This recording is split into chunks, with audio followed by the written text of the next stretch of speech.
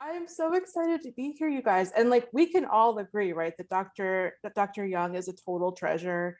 And Katie and Shirley and Helen, I mean, the whole Miles for Migraine team making events like tonight possible for us for free. It's incredible. And I don't know what I would do without this resource. And I am really honored to have been invited to speak. So thank you for having me.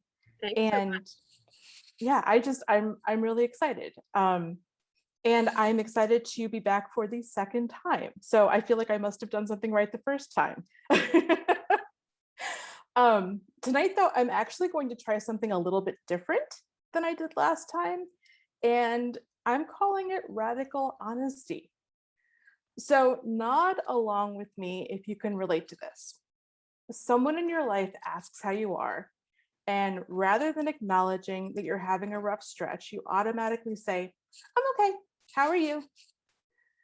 I know I found myself trying to put on a brave face, even with close friends and sometimes even medical professionals, both because it helps give me a feeling of normalcy and because I don't want to burden others with my pain. And I mean, look, there is absolutely an advantage to looking on the bright side and faking it till you make it. Um, After I lost the life I knew to chronic migraine, I clawed my way back from a profound depression in part by adopting a relentlessly positive mindset that was focused on gratitude. But I think there is a difference between acknowledging the bright moments in your life and pretending that everything is just fine when you're falling apart. And just like those people who we all know who curate the illusion of perfect lives on social media, I believe that pretending to be okay when we're not can paint a falsely rosy picture of life with migraine. What starts as a misguided sense of politeness ends up contributing to the stigma we face. So rather than spend tonight pretending everything is fine, I'm going to be honest here. I'm not okay. Um, Last time I spoke at a Miles for Migraine event was 8 months ago. And I was able to keep my head above water most of the time by focusing on self-care techniques like meditation, stress reduction, and exercise to manage my symptoms. Now, despite my best efforts, I am experiencing a migraine flare that has me drowning in pain and disability. You guys know how you can try to do everything right and you still have unmanageable symptoms? You do everything right and it still hurts. That's where I find myself right now. Things are slipping through the cracks, things that I like to do and things that I need to do. It's been getting harder for me to maintain the self-care routine that helps keep me out of bed. Worse, it's become this vicious cycle where I don't feel well enough to do the things that I know will make me feel better. But then by not doing those things, I am ultimately making myself feel worse. And of course, my failure to keep up comes with capital F feelings, feelings about my disease and feelings about myself. Now, we talk a lot about migraine stigma and how it exists at the macro and micro levels. Internalized stigma or self-stigma is an especially insidious part of living with migraine. And I feel it the most acutely when my disease is at its worst, like now. So to explain self-stigma, I'm going to ask you some questions. Have you ever had people tell you that your pain isn't real or act like you must be exaggerating so often that you start to wonder if you're wrong about what you're feeling? I know I sometimes doubt my own experience because who has pain like this all the time? Have you ever felt like a burden to your loved ones because you have to cancel or modify plans or because you need help getting to doctor appointments or cooking meals?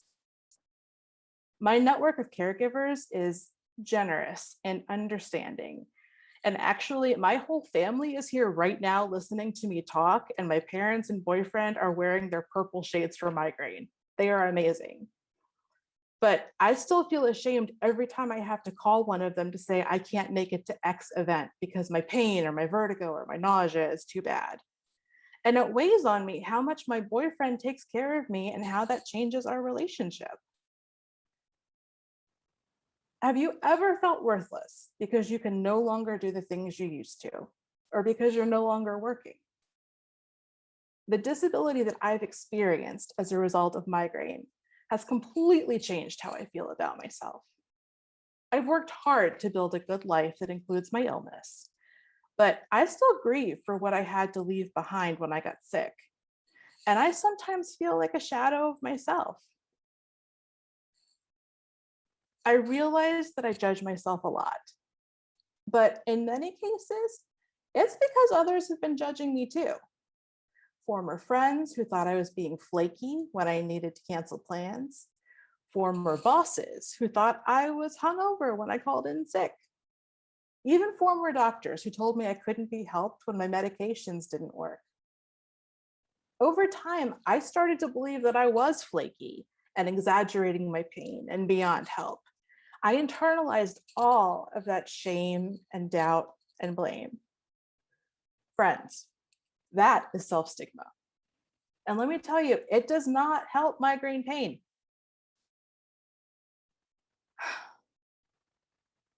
It's taken a lot of time and work. But I think I have found a balm to soothe the pain that comes from internalized stigma. I think of it as personal advocacy, and it can help fight stigma at all levels, but it's hard to master, or at least it was for me. I think that when we internalize stigma, we start to believe that we're worth less than others, and then we start to act like we don't deserve to feel better. I have other aspects of advocacy down cold. I can whip off an email to my legislator in 3 minutes flat, and I can take down an ill-informed healthcare provider with a single cold stare. But I still struggle with self-worth and the strain that migraine places on me and the people I love. Enter personal advocacy.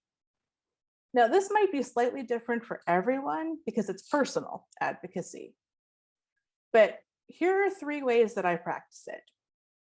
1, I put on my own oxygen mask first. You might have heard this before, or like a million times. But if you haven't, it just means that I prioritize myself and my health so that I'm in good enough shape to take care of others in my life. 2, I say no when I need to, or even just when I want to. As much as I'd like to be able to YOLO and just do it, I have limited energy and only a few hours a day when my pain is reasonably controlled. Saying no to some things enables me to actually enjoy the things that I say yes to, rather than feeling overwhelmed and exhausted by all of my commitments. And 3, I try to stick to my self-care routine. I just mentioned that this has been a challenge lately, but it's something that I continue to work at. Listen, the thing about self-care is that you have to do both the fun parts. And for me, that means meditation and also watching funny cat videos on Reddit. But you also have to do the hard parts, like movement. Now, I hate exercising, and I don't think I'm alone. It can make me feel so much worse in the moment. But I also know that a little gentle movement, whether it's yoga on a good day, or even just walking a few laps around the house on a bad day, makes a huge difference in how I feel overall. Some days I definitely wish I could stay in my pajamas and lie in bed. But what keeps me going is this. I know firsthand that pain can make your world so small. And I want there to be room in my life for more than migraine. By the way, if you need a nudge, Miles for Migraine has this really good self-care program on Thursday evenings. Some weeks they do meditation, some weeks it's yoga or Tai Chi, some weeks it's art therapy, which is totally my favorite. And if you haven't checked it out, you should. It's free and it's so relaxing and fun, and I love it. Now listen, I know this might seem like a lot to do while you're in pain. There are days when it definitely seems like a lot to me. But remember, it's not all or nothing. That's one of the traps that we fall into so much, or at least I do. One of our superpowers as people with migraine is adaptability. I think it's amazing how much I can do when I'm wearing my headache hat and a pair of sunglasses, and when I give myself time to rest between activities. And every day is different. Some days I'm happily barbecuing with my family, and some days I'm slumped on the couch after an epic struggle with the shower. It can be discouraging, but I try to remember that just because I couldn't do something today doesn't mean I won't be able to do it tomorrow. Migraine is unpredictable, and that can be daunting, but it also leaves so much room for hope. So I realize that focusing on myself might seem like an unconventional way to do advocacy. But when I think about fighting stigma in the medical community or at work, or asking friends and loved ones to support me in a Miles for Migraine walk, if I feel worthless or like my pain isn't important or real, I'm less likely to have the confidence to educate others and advocate for myself at those levels. By building myself up, I'm reminding myself that I'm worth the fight, and that lays the groundwork for everything I do. But don't be afraid to recruit backup when you need it. By asking for help, not only are you fighting internalized stigma, you're also spreading awareness and creating new migraine advocates. Win-win. I learned that lesson after a bad urgent care visit, actually. The healthcare provider I saw wasn't listening to me, but I felt so beaten down by pain and the prospect of trying to explain my disease and then convince him of my experience. It just seemed so overwhelming that I ended up leaving without getting the help I needed. Now, when I'm feeling low on spoons, I make sure to bring an ally with me to important appointments. For instance, last week I had a headache specialist appointment where I was hoping we would decide on a new course of action to manage my currently unmanageable migraine. I have an excellent headache team who I completely trust, but I also knew I wasn't at my best and I might need some help advocating for myself. I'm one of those people who gets word salad and also a little emotional when I'm not feeling so good. So I brought my boyfriend to help me communicate clearly what was happening to me and what I thought I needed in order to feel better. And then when I did get confused and emotional and ran out of words, he was able to step in and supplement what I was saying. Now, I take a lot of pride in handling healthcare matters independently and being a professional patient. But in that moment, I think asking for support was the most empowering thing I could have done. And I think that's what I'd like to leave you with. The idea that advocacy is about getting what you need. We need research dollars. We need accommodations at work. But in order to fight for those things, we need to take care of ourselves. Don't let internalized stigma tell you that you're not worth it. Thanks, guys. I will turn it back over to Katie. I appreciate your time. Wow, amazing. You were amazing. I have Thank goosebumps, you. and you're so right. And you know, I wrote down one thing I love that you said is you reminded all of us of hope. And wow, that's powerful. So thank you so much. I could listen to you for another hour or two if you want to keep talking. Does everyone else want to stay on? But thank you. You were great, and I really really appreciate it. And I'm making sure that no one has any questions, but everyone is just saying powerful, amazing. Thank you. So thank you very much. Thank you.